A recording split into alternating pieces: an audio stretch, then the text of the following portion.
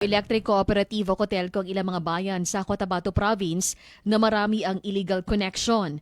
Hakbang ito para mapababa ang system loss na nakakaapekto sa buwan ng singil ng mga member consumer. Sa pahayag ni Cotelco General Manager Engineer Joel de Guzman, kabilang dito ang mga bayan ng Carmen, Cabacan at Matalam, kung saan unang ipinatupad ang elevated metering system.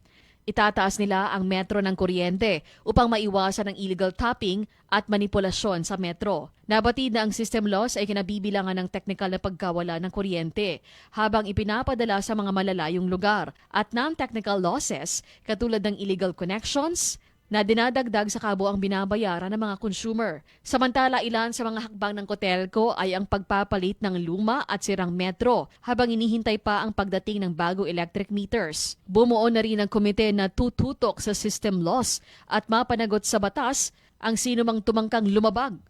Patuloy ang pagsisikap ng kooperatiba upang mapababa ang singil ng kuryente ng kanilang mga member consumers. Cherry May Tapia, NDBC Bida Balita.